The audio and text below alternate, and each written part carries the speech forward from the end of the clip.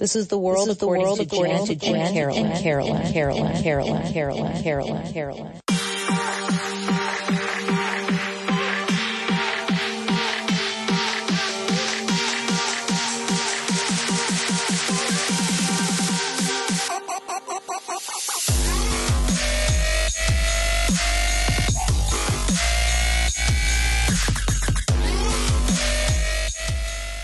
All right, everybody. So this is a dark one. I've lovingly entitled it "My Cousin the Serial Killer." I've known you a long time. Yeah, I did not know this story. Okay, yeah, it's one from the yes, right. I know. I don't.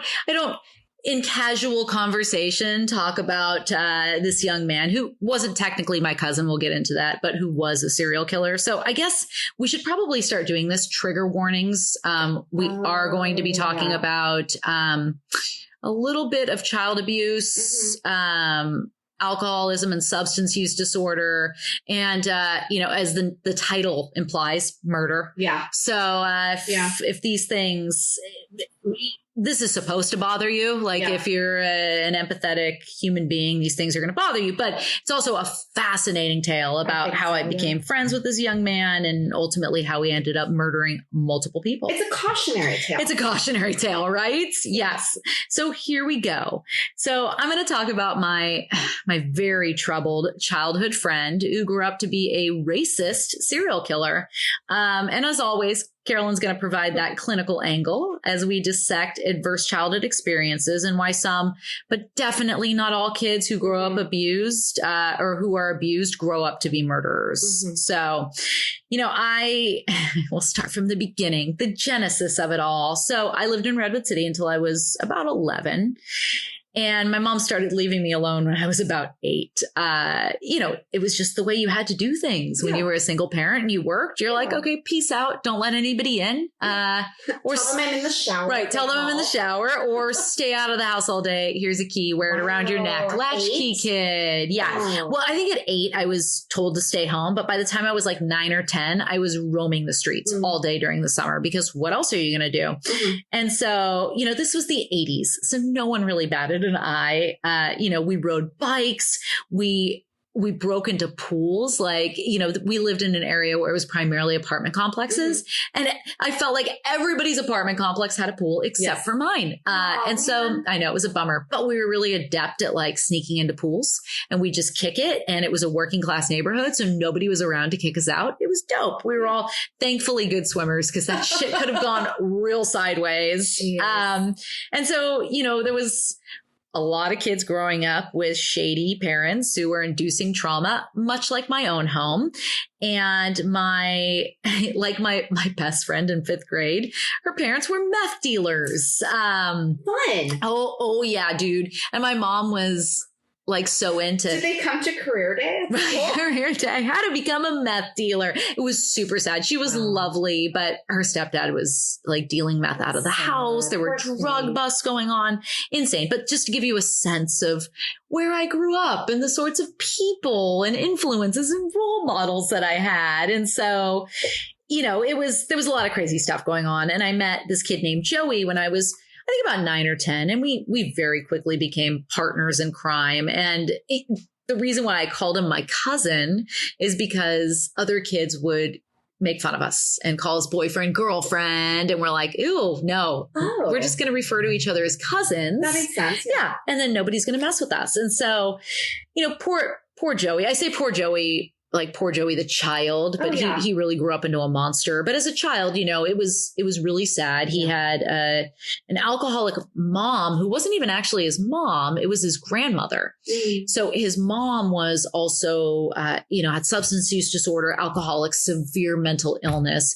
And his mom, who was a relatively functional alcoholic, for lack of a better term, or his grandmother, was the one who adopted him and was raising him. And she had a lucrative business. She owned a pizza parlor.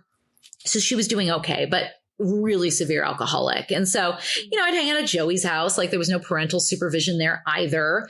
His mom had this dope Stingray Corvette in the garage and Joey was weird, but he had a good heart, right? He introduced me to Metallica and Iron Maiden. And we definitely bonded over having like messed up, primarily absentee parents. So, Carolyn, I think I alluded to or mentioned adverse childhood experiences or ACEs, which unfortunately I'm very familiar with. Can you talk a bit about the psychological impact of growing up with an alcoholic parent and maybe define the term adverse childhood experiences for our listeners? It's amazing going through most of my early college and up through grad school. I never heard about ACEs until after I graduated.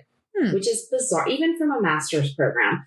Adverse childhood experiences or ACEs is when traumatic events happen there's a series of questionnaires that you can ask, and it's things, we'll link it in the show notes, but anytime you experience violence, neglect, have a parent who's incarcerated, have a family member who's attempted suicide. Yeah. If there's any substance use, mental health problems, these are things that actually are very common. And it doesn't matter if you are in a low income home or a high income home. Yeah. These are sort of universal things. And what we're finding is that when children have these experiences from 0 to 5, or 0 to 3, 0 to 5 are what we call like the really impressionable years for attachment.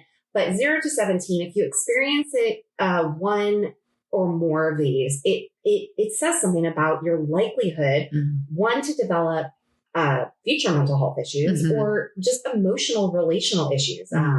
And so I'm very proud to say that our former California Surgeon General, Nadine Burke-Harris. Yay! So this is how I found out about it. I went to a seminar. Yeah. She wrote a fabulous book called The Deepest Well. So Dr. Harris started in the Bayview in San Francisco. Yay! And she said, this is really fascinating. I'm seeing all these people come in, and we're talking about their medical life, and she has a very personal story within her family, where these issues can predispose you to medical issues. Yep. There's surprise, living in a high stress traumatic childhood might make you have health problems as an adult. Social determinants of health, right? Ooh, is that what that's called? That's I think fancy. so. I think that. so. So there, basically ACEs are linked, and there's tons of research. I mean, every doctor's office, this is part of my clinical onboarding. When you get an assessment, I do ACEs with you. Yeah.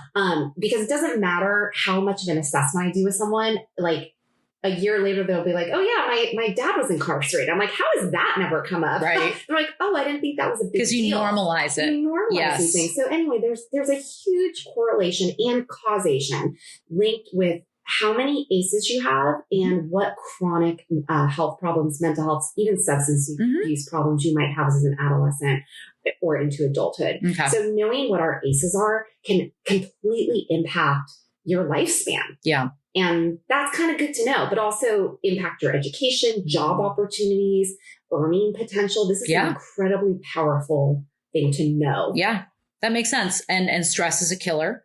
And when you're in this constant elevated fight or flight state, which comes from, years of trauma and sometimes neglect as a child, I know I have, I'm gonna get personal. I got irritable bowel syndrome, and it's totally from anxiety that was brought on by the shit that I experienced as a kid. I remember, this is great. When Bill and it was early in our relationship, and he was in education for a long time. This is my husband that I'm referring to. He came home and he was like, oh, we did this ACEs assessment. Do you know what this is? I was like, yeah, blood. I got hella ACEs. He's like, I scored a 0. I'm like, of course you did. Of course. You had a very normal quote unquote upbringing, right? Yeah. My ACEs scores are off the chart. I think I'm 3 on an ACE. Okay. I haven't taken, I have to retake it. But I'm like one of the highest scores. Yeah, you really should. Because again, and you touched on a good point, things that we tend to normalize need to be acknowledged and dealt with and processed. Or just named. Yes. Just knowing the fact that it doesn't mean anything. It doesn't mean it's going to happen. Right. But it certainly can make connections. And when you look at our American population that mostly has endothelial diseases of heart disease, diabetes, there's a correlation between your stress level and your ability to regulate. Totally. So I agree. 100%. Makes perfect sense to me. Yeah. So, Joey, what a mess. Going back to Joey. Joey had like every ace, pretty much every ace. This kid, he was kicked out of school in 6th grade. So I'm laughing because it's a really funny story. I feel bad laughing, but remember the game, the Oregon Trail? Absolutely. Great game. Super dope. This is definitely dating us. But in the 80s and the 90s, there was this like primitive ass computer game where the Oregon Trail, back in the day, you had to take your family via covered wagon to your homestead. And there were all types of things that you could encounter that could kill you. Right. Diphtheria, dysentery, things I can't even pronounce. So, when somebody in your party, your wagon party would die, you'd get to put their epitaph on a gravestone, right? And then Joey wrote, "Here lies battle axe cunt." And so, I think it's hilarious. It wasn't Joey's first offense. Like Joey was constantly in trouble in school, and this was just the last straw. So as funny as this particular situation was, it's sad, like a 6th grader getting kicked out of school. Now, I want to know, like, what do you think was going on here? Was Joey constantly getting in trouble? Was this like oppositional defiance disorder or just trauma? What do you think was going on? I'm going to say not knowing him. Yes. Not having an accurate assessment of him. It sounds like trauma to me. Yes, there's the class clown, kids are dumb. I do dumb shit too when I was a kid. Yeah. But, to me, these, what oppositional defiance is, it could have also been ADHD, but what Nadine found in her research was that often boys, especially, they'll get diagnosed with ADHD and be given medication that actually makes the trauma response more pronounced. Well, that makes sense because it's kind of like a stimulant, right? Stimulant. Yeah. And so really we're looking, or we'll say, oh, you have oppositional defiant disorder, which is really a precursor. It's a mental health disorder. However, I have some thoughts on that. But if we look in the DSM, which is the Diagnostic Statistical Manual, the 5th version, it's characterized by frequent, persistent patterns of anger, irritable mood, argumentative, defiant behavior, vindictive, basically behaviors that when you label a male that, but a male of color that. Oh, yes. And, think about it. Why would a child, for no reason, be angry, irritable, argumentative, defiant, and have behavior issues? Right. There's a source. There's a reason. And yes, absolutely. There are kids. I don't want to say there's kids are rotten, but they can be. There's a reason. Yes, and we're always often taught that a defiant child is a misunderstood child. Right. And we then discipline them with punishment and punitive, where really think about what a girl might do. Yeah. Or a boy who feels safe might actually cry and say, well, I didn't get breakfast this morning. Right. Or my mom beat me this morning. That's right. But that's right. A child is not going to be able to express that, one, because it's embarrassing. Yeah. And it also creates fear. They don't want to get their parent in trouble. They love their parent, even if they're being abused by them. In fact, especially if they're being abused by them. And so, it's a very slippery slope. I would be very hesitant to ever give a child, unless I was 100% sure in all areas, and I really assess the family system, to ever give anyone ODD. That makes sense. I think it's something that like ADD, ADHD, ODD, those are, what's the word I'm looking for? Why am I losing my train of thought here? But easy label to give. Yes, they're labels that are given. You don't want to actually sit down and go, okay, all kids pop off. Yeah. All kids have them. That's me actually today. I have been angry. I'm PMSing, man. But when it comes to children, they're part of the system. Right. They have no choice. Right. So you've got to look at their environment. So I'm going to say, not knowing Joey, this is trauma. That makes sense. Given what you said. Yeah. And I think knowing Joey, I think you're absolutely correct. He was the first person I knew who smoked weed, cool. Which is saying something because I started at 12.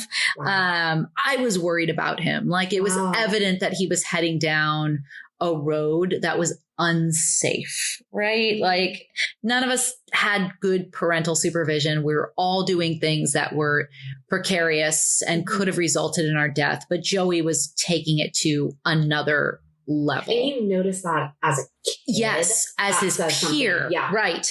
And so, I moved from Redwood City when I was around 11. I moved to South San Francisco, and I hung out with Joey maybe once after I moved, but I just serendipitously ran into him when I was like 21. I saw this skinny ass dude like walking on the beach with this big ass pit bull. And I knew immediately that was Joey, and we talked, and I was like, why don't you come over tonight and have dinner? And that's when I lived in, coincidentally, I was living back in Redwood City at that point, with my boyfriend, who I've mentioned before. We've affectionately referred to him as Fat Alcoholic. And Joey came over, and dude, he was intense. Yeah. Like he was obsessed with karate. He was talking about like, he was a karate practitioner, and he was like, oh, I produced this white pearl sweat, and it like exercises all the demons, and dude, the intensity, and he found his calling. I guess so. Something was going on, but that was the last time I saw him. That was the last time I saw him, actually. And, I walked him to his car, and he like slapped me on the ass, and I was like, what the fuck is going on? I was like, yeah, this dude. Were you friends with the same group once I moved to South City, like I really didn't keep in touch with the folks from Redwood City. Oh, okay. Like it's too hard when you're 11. Yeah. Like you don't have your own mode of transportation. Yeah. The bus rides long. There was no Facebook. Cell phones. Right. There was no cell phones. Like pager code? It was really hard. Yes. Pager code. 187 Joey. I love you. Well, no, I don't love you anymore. But, so that was the last time I saw him. And, his obsession, his like intensity around karate really was what kind of took me aback. And I was like, whoa, this is a lot. I don't know what was going on, but it was evident to me that I was in the presence of somebody who was afflicted with some pretty serious mental illness. And I want to know, is there research around a correlation between like obsessive thoughts and activities and homicidal tendencies? Like, was this a precursor to something? And my ignorance, I'm dying to know. I want to answer that question, but I think you're saying it. You felt something was wrong. Go with your gut, dude. Go with your gut. Yes. Always. Especially if you're a woman. Yeah. Woman's intuition. Short answer, no, but also sorta. Right. Like all things with psychology. There's a lot of gray areas. And legal. It depends. Yes. You have to be a really skilled clinician to even truly diagnose personality disorders. Okay. And very humbling, I was referring to a father as, this guy's a classic narcissist. Uh-huh. When I was doing a consultation, the therapist who I was consulting with was very, very kind and said, I don't, tell me why you're seeing that. Mm. And he said, I don't see that at all. Interesting. This is trauma. Okay. And we had a really good conversation, but OCD, obsessive compulsive, the research is showing us that a lot of pathologies around sociopathy and homicidal tendencies or anything like that tends to also come from anxiety as its base. Mm. And so when you have an obsession, whether it's a morbid obsession or, and also too, like, we fixate on things. Like we go through phases where we're obsessed with things, but it's never, I would say, everything in moderation. And we always want to look for what's healthy. So any type of morbid obsession is always going to be pathologized in the mental health community. Okay. I don't know if that's good or bad. Who knows? If you're obsessed with helping poor people, I suppose that's a good thing. If you're obsessed with, karate, I don't know. My can go either way. Who's learning to me defines the obsession. Cobra Kai, bro. Anytime there is a classification of obsessive compulsive that does have morbid obsessions where you're recurrently and and persistently having thoughts, impulses, images, and fears of harming others. Okay. And the difference is, oh, I have that fear. That makes me feel bad. Yes. Or, oh, I have that fear. Let me make it go away by acting on it. Let me explore Let me explore that. You know? And so, when I was a trainee, we get to do we get to do supervision groups. And one of the trainees had a client who was a new mom who also had OCD. And the mom was absolutely lovely, but obsessed with the possibility that she might hurt her child. Oh, uh-huh. She was worried she would accidentally stab the kid. Bizarre things like that. Okay. She would never do it. Intrusive thoughts. That could happen. Yeah. And it's from an anxiety basis, and it tormented her. She felt terrible. And so there is that common scene you will see in a patient, though, where we call it dystonic. Uh-huh. They don't like that. She saw that and said, I need to go get help. Yeah. This is nuts. And I'm not going to do it, but I live in constant fear of this. Mm-hmm. To have shame and guilt associated with these thoughts, that's kind of the bigger thing I would focus on. Also, too, I would look at if this person had a history of violence. Have they ever acted out on their urges? Mm-hmm. Are they, your thoughts are your thoughts. Yeah. I'm not going to lie. When I'm driving down the road, I want to murder people. Totally. I'm not going to do it. Right. And it's more it's a figure of speech, but I really shouldn't do that. Right. But someone who has sociopathy or psychopathy, homicidal tendency, you're not going to see that fear or that remorse or this compulsion that the individual will need to actually perform these actions in order to make them go away or to soothe them. So, that's okay. It'd be interesting to hear what what else was going on. Right. I would imagine he maybe had other, was he in prison at any time, or did he have thefts or fire or things like that? There were things like fire. Okay. I know that from experience with him. There were some of these precursors. God, having a dog when you've got wood floors, they just can't move around quietly.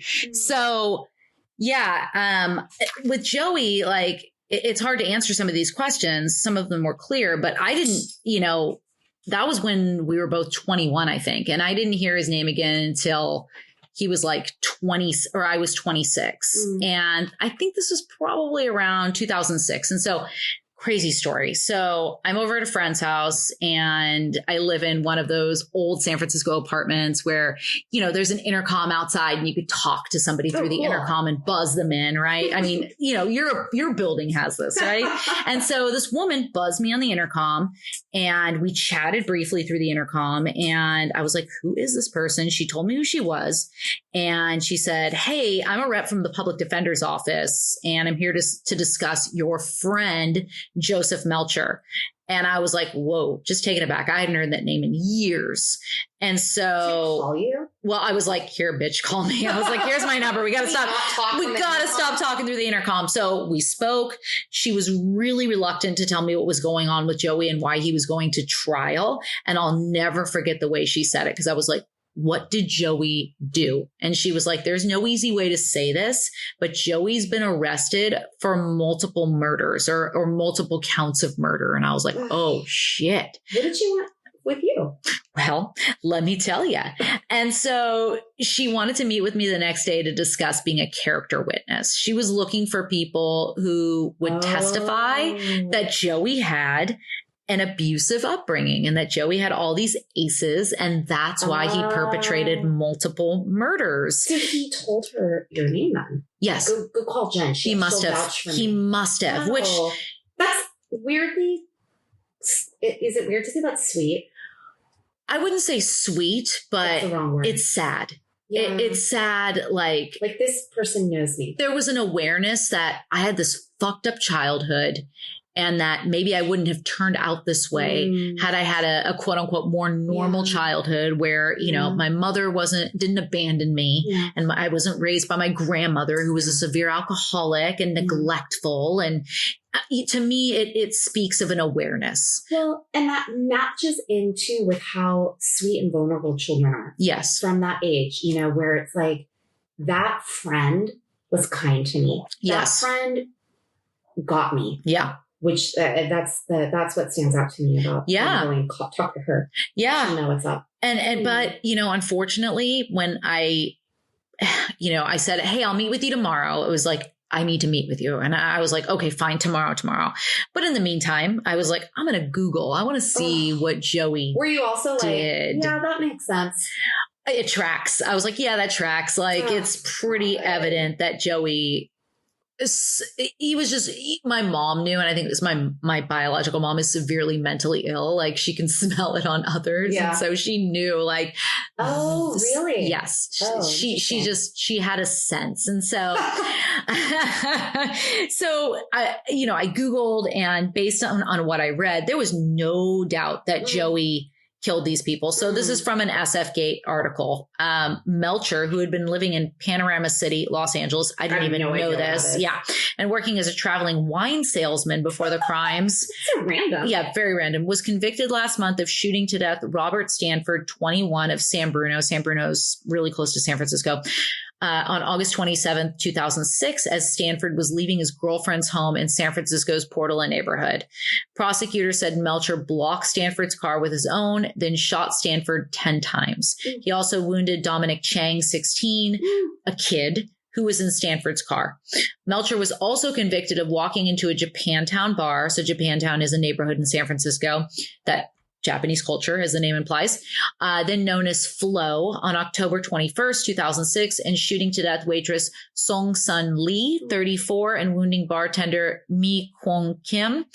As he left the scene, prosecutors said Melcher encountered, this breaks my heart, you guys, 22-year-old Cam Yan Lee, who was walking with his girlfriend in Peace Plaza. Oh. Melcher reportedly said, what are you looking at? And then shot Lee in the back of the head, killing him. Oh, God.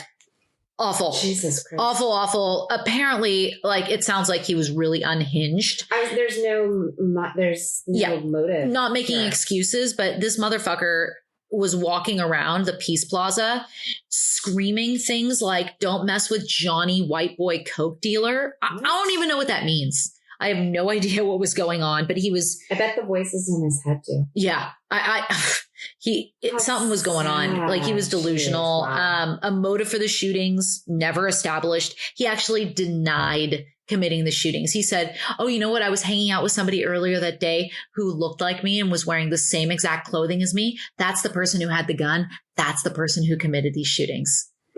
Yeah. Wow. Totally feasible, right? Yeah. 100%. So, right. And so, I'm sure you can tell based on the names, all of these folks are of Asian descent. And so the prosecution tried to, but unsuccessfully, bring hate crime charges. I don't know the legal stuff around that. Certainly sounds to me like he had a vendetta against Asian folks. They found like unflattering pictures of Asian people on his computer, including an anime picture of a girl cut up like sushi. I'm just like, what the fuck? Dark shit, right? Oh, he was obsessed with karate. There was something going on with like Asian a love-hate of Asian culture. Bizarre. Yeah, very, terrible. But clearly they had this motherfucker dead to rights. He came into the Flow bar after the shootings had taken place and found, Melcher said, this is what he said. They got him dead to rights. The cops, there was a pursuit. My understanding, if there was a pursuit, he was in a car. They pulled him over. He had the fucking gun, like the whole deal, right? Sorry, what's dead to rights? Dead to rights means like you can't claim innocence. Like, we got you dead to rights. Like, you're. Is that like caught you red-handed? Pretty much. Oh, yeah. It's an old-timey term. I like it. Yeah. I learned something new tonight, cool. Including I had a serial killer friend. So, according to Joey, he said he came into the Flow bar after the shootings had taken place and found both victims on the floor. Also claimed he failed to call 911 and fled the area because he panicked. The cops spotted Melcher walking away from the area, and after he drove off, ignored police sirens and drove through several red lights and stop signs before he was finally pulled over and arrested. Though none of the witnesses to either shooting was able to positively identify Melcher to police, descriptions of the shooter's clothing and facial features matched his. Blood was on him, the whole deal. The gun was registered to him, matched bullet casings. There were bullet casings in his car. Like, clearly this was indefensible. You did this. Right? It was evident that he did this. And so this really tracks what his attorney said about him, about the man that he became. He was pretty social when we were young, but it was evident to me when I ran into him at 21 that he definitely seemed like a loner. And Joey's attorney, this guy called Iverson, said that Melcher was a loner and he didn't know anyone during his time in Los Angeles. He lived his life. He's really solitary. His mother was an alcoholic with a history of mental illness, and he was essentially raised by his grandmother who lived in San Mateo County. He didn't have any previous felony convictions before the shooting, but he had been convicted in 2003 of violating a stay away order against, you guessed it, a fellow City College student who was an Asian woman. Wow. So I don't know what's going on there, but where was his dad? Honestly, I don't know. I never knew. He had a stepdad who seemed like a decent dude. He was also an alcoholic. He called him Little Bear, which I thought was cute. But he was just like this dude who painted houses, who also was an extreme alcoholic, but he wasn't around for the duration. He wasn't around for a long time, but yeah, that dude's name was Bobby. I remember that much. But, once I found all this stuff on Google, I was like, there's absolutely no way that I'm going to testify on this dude's behalf. I'm not going to sit in front of the victims' families and talk about what a terrible childhood Joey had. I'm very anti-death penalty. And we had Kamala Harris at the time as the DA, and she was anti-death penalty as well. So I knew he wasn't going to get the death penalty. I don't even know if I would have been so moved to speak on his behalf if the death penalty were on the table, as much as I, oppose the death penalty. I could not look at the families of those victims and talk about how, Joey had a terrible childhood and that's why he killed your children. I feel bad for Joey for what he had to go through as a child, but I went through a lot of shit too. And I'm grateful that there wasn't a switch that flipped in me that turned me into this. Right. So I don't really need a prison pen pal. And so I mean, if that type of person can be rehabilitated. No, he needs to be in jail for the rest of his life. He's a cold-blooded killer, terrible things. I just mentioned this. A lot of us are survivors of ACEs. I endured horrific trauma as a child, horrific. And most of us who endure trauma and have a ton of ACEs, we don't become murderers. So what else may have been going on with Joey? I think, well, first, are you okay, Jen? I want to take care of you. I'm fine. As those of us who have ACEs are prone to say, I'm fine. Leave me alone. I'm fine. I don't even let Carolyn hug me. No, I do sometimes, but I'm fine. When I worked in a rehab, and when the kids would say, I'm fine, that in rehab, that stands for fucked up, insecure, neurotic, and emotional. Yeah. Oh, well, then I'm definitely fine. Shit. Yeah. Well, gosh, I mean, I think if you haven't watched Mindhunter or read the book, and this fascinates you, this topic from a anthropological, sociology, physiology, all biologies. If this fascinates you, please read Mindhunter, watch the series. There's such great stuff. I think if we could answer that, we would, our legal system, our whole society would be so different. Yeah. I'm going to say there's a lot of things going on here. And what is really fascinating about this time is that we are understanding the brain and we are understanding imprinting, which is basically the nature, nurture, what you're around,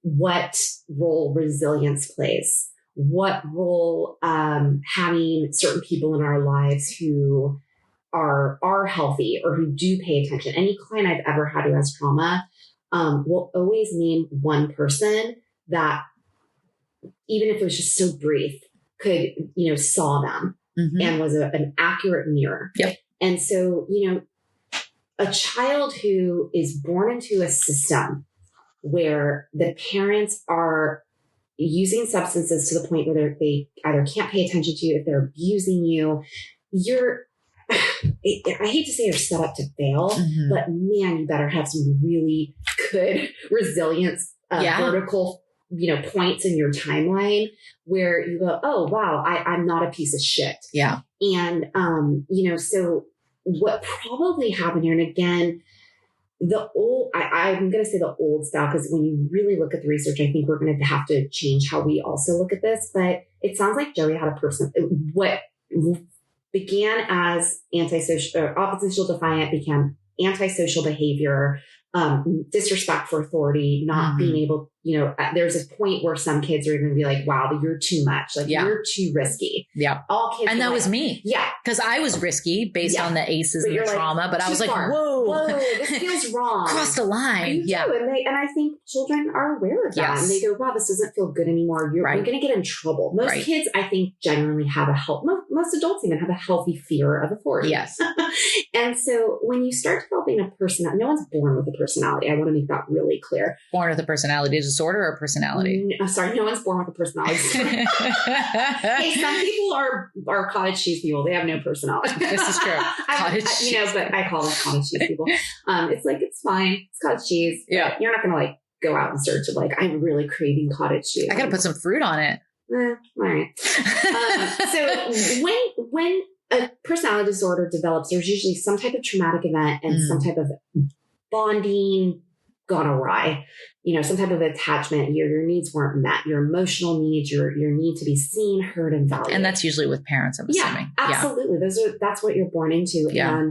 And, so people who develop personality disorders, to me, it's kind of a survival method. And there's a wonderful book called Walking on Eggshells. If you think this might be anyone we're talking about, go read that book.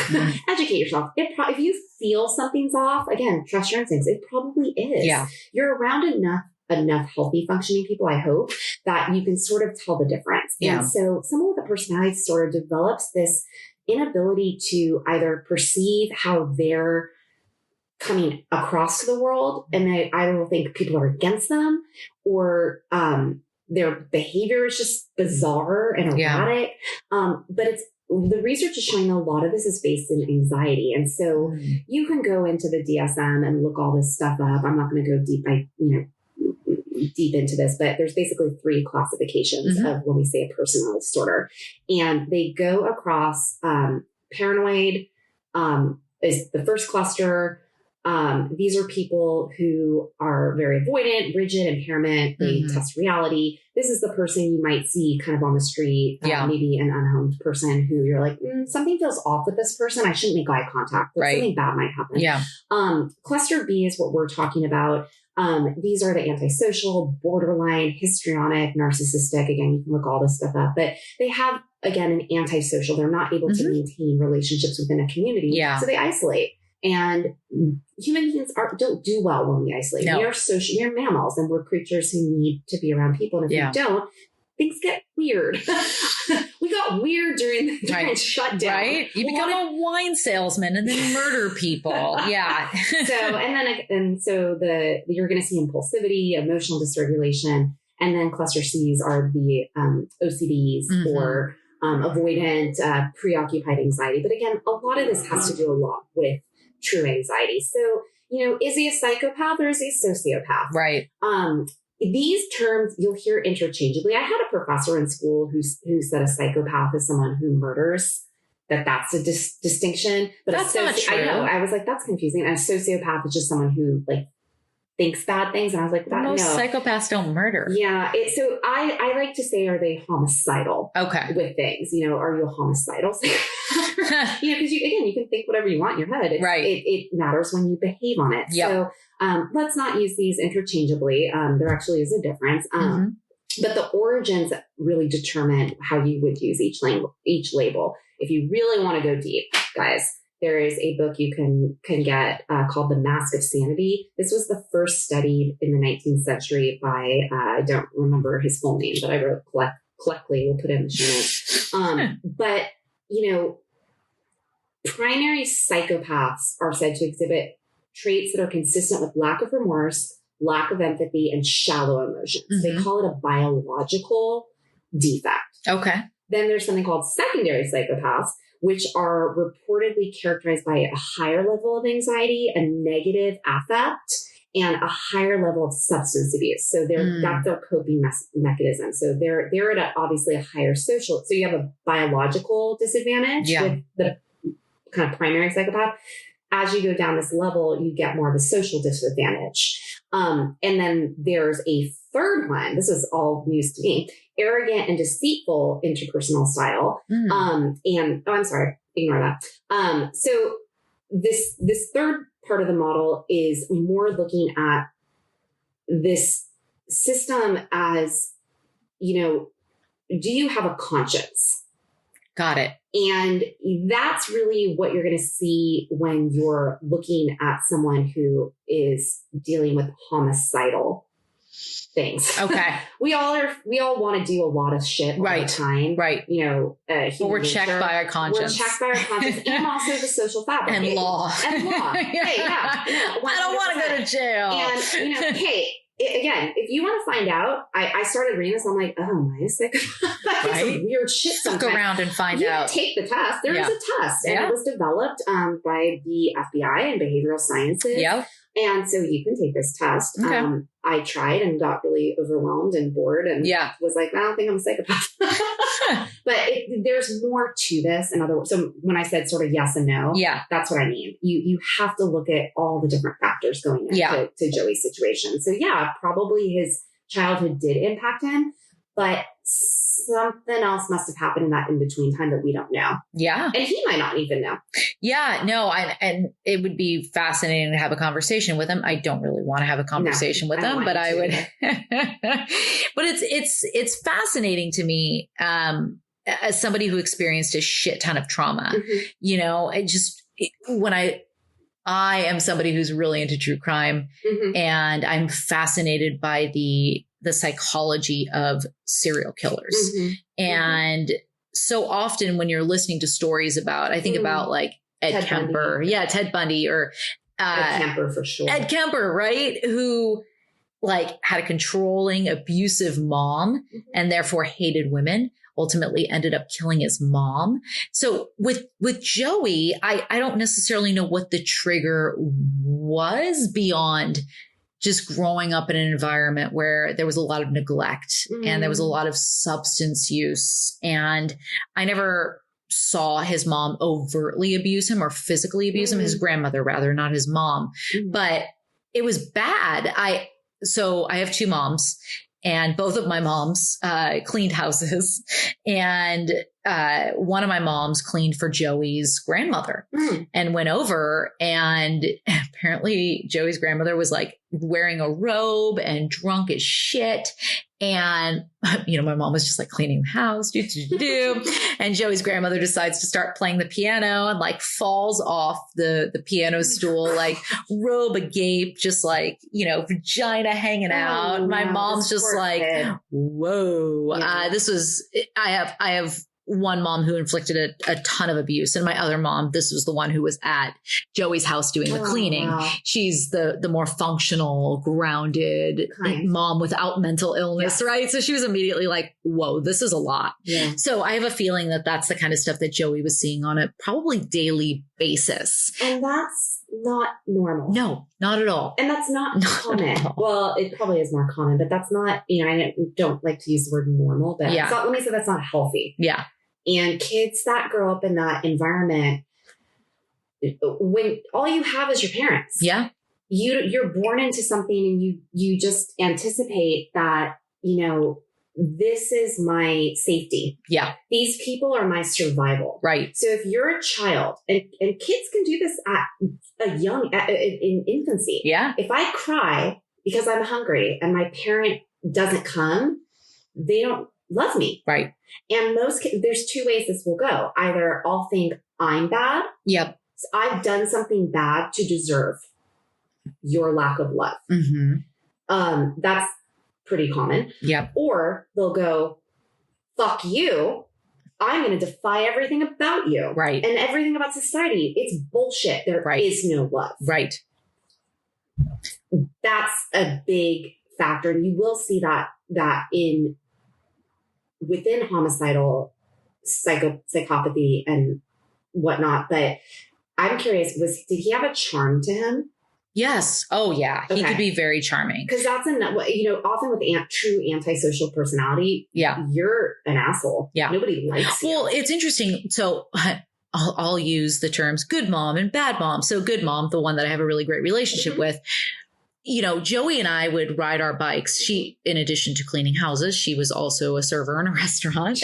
Lion San Carlos, baby, represent. It was dope. But Joey and I would we'd ride our bikes out there and she'd feed us and we'd call her from school and be like, can you bring us a pizza, whatever. And so when she found out that Joey had done this, she was like, but he was such a sweet kid.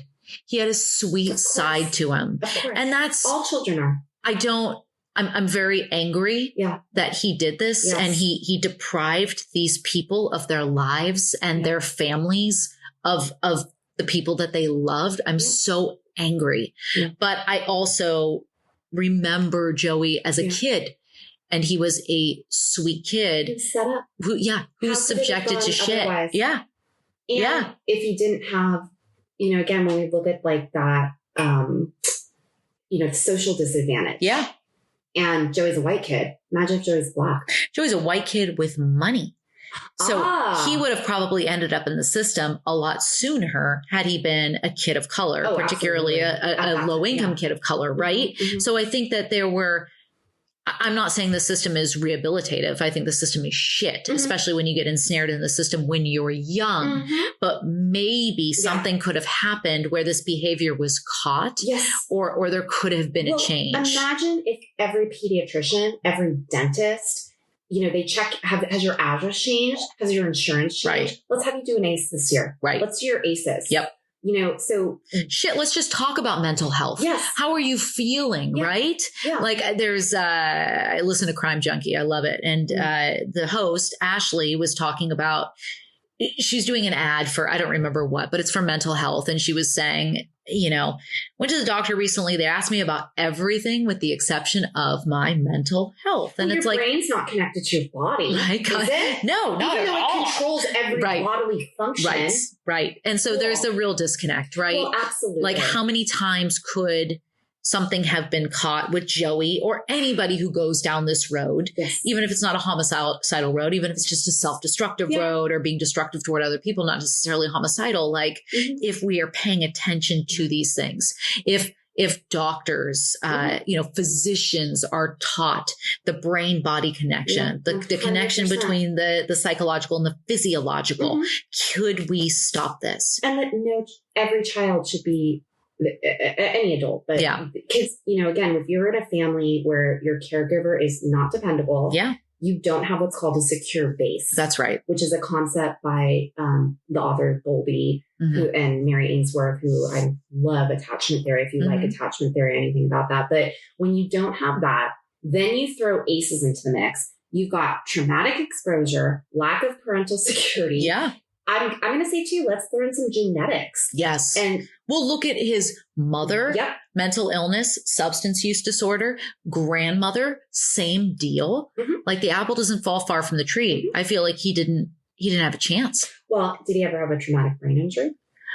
Yes. Actually, now that you bring this up, and this is one of the last points I'm going to make because we have to wrap this up. He played Pop Warner football. Oh, Jesus. Okay. Yeah. I was a cheerleader for. Were you really? 1 year. I did not get along with the girls. Imagine that. I'm not cheerleading material. But this is really fascinating. Constant head injuries. So Joey was known for putting his head down.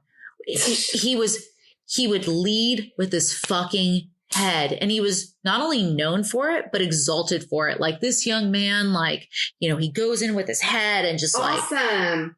Brain injury. Yeah. So TBI, which we're not going to go into, but if you want to look at the linkage between traumatic brain injuries and serial killers, there's enough of a correlation to where you can't ignore. Yep. You can't ignore it. Yep. So. Yep. Well, and not all psychopaths are homicidal. That's right. And not all homicidals, not everyone who commits murder is psychopathic. Yeah. Very well put. But again, the main point that we have to look at these forensic typologies and also make these associations with ACEs and really, I think, adjust our models and I think adjust our legal system that, absolutely, I don't want someone who's violent and systemically predisposed living next door to me. Totally. And I don't know that you can medicate this, but if there is a correlation that's anxiety based, or there's even some new research saying, hey, are these guys actually in a dissociative fugue when are they a multiple personality? Are they dissociating when they're committing these crimes? Yeah. I'm not trying to make an excuse or whatnot, but we have to understand. We have to understand this because we need to stop it. And the research is out there, and we're just talking about murder. Let's not even talk about how all the sexual defiant, deviance, rape and things like that goes into these things too. And so we have to start looking at our research. And I think that's when you kind of have that question, like, are they born this way? Right. I don't think so. No. I just, maybe, I don't know. I just don't think anyone's that, there's so much research. I mean, we could do a whole 2 hours on this, I'm sure. Totally. But it's, again, it's just fascinating what we're learning about with the brain. Yes. But I do want to note too, you typically don't see females as much. That's right. And I have to give you this science thing because it's just too fucking cool. Male gene has a lower expression of this variant called monoamine oxidase, and it encodes an enzyme that they've found a connection between the male chromosome, and they're more likely to be influenced by this low expression of that variant. Interesting. This MAOA. It's from a study. We'll put the link on there. I was like, whoa, I've never heard that before, but I've often seen it's more common. Okay. Serial killers is men. Yeah, for sure. There definitely are female serial There killers. are, but when you look at like Eileen Wuornos, for instance, to me, I so clearly see, and I'm not making excuses for her behavior, and check out Eileen Wuornos and watch the movie Monster and check out her interviews. But that was a woman who was brutalized by men, brutalized. And what she was doing was akin to survival. It wasn't necessary. Shouldn't have been done. She shouldn't have been out there murdering men, but these were men who were using and abusing her in a lot of instances. And she had been used and abused, and she was projecting. But that's the case with so many serial killers, regardless of sex. Yeah. They've been through shit, but that doesn't excuse the behavior. No. But I think it really is important to understand where the behavior is coming from. We have to. They're an adult and lives are lost. Right. We have the capacity in this society. Yes. We absolutely have the capacity to catch this type of thing sooner. Yes. And try and set these kids up for success. Yes. In fact, we have a moral imperative. I agree. We have to intervene sooner, and we have to stop just slapping labels on kids that are associated with medication. Right. Which then sets them up to need stimulants, and then they become drug addicts. Right. If they're predisposed. It's so obvious. Totally. I agree. So, but no one ever listens to us. Nobody does listen. I think that's the problem. We appreciate that. So what have we learned here? So we know that karate doesn't cure mental illness. It could be a really good outlet. Yeah, absolutely. Discipline. Right. And also, as sad as someone's childhood may be, again, there's no excuse to become a murderer. And while I think it's, again, important to understand the factors that contributed to turning Joey into a monster, there's absolutely no excuse for what he did. And the people that Joey murdered absolutely deserved to live, and their families love them. And Joey took these people off the face of the earth, and it's fucking barbaric and inexcusable. Yeah. And I can never forgive him for that. And while I cherish the memories that we have that as children, I see him as a monster. Absolutely. And I am glad that he's spending the rest of his life in jail. And I want to end this episode by naming Joey's victims once again, because I don't want them to be forgotten. And their names were Robert Stanford, Song Sun Lee, and Kam Yan Lee. And remember their names. And that's That's it. Yeah. Rest in peace. Rest in peace. And Joey, rot in jail. I don't have much empathy for him. That's okay. Given what he did. And I can't help but put myself or my husband or my family in that situation, right? Like, how would we feel? And so, that's my experience with serial killer. Yeah. 3 people, I think, is the threshold for serial killer. And crazy. Redwood City, crazy place. So my sweet friend Jen, I'm going to give her a hug, guys. Don't touch me. Don't fucking touch me. No. Hug you so hard. I need I'm going to love on you. I'm not fine. All right, everybody. Thanks for joining us, and we will see you next week. Bye.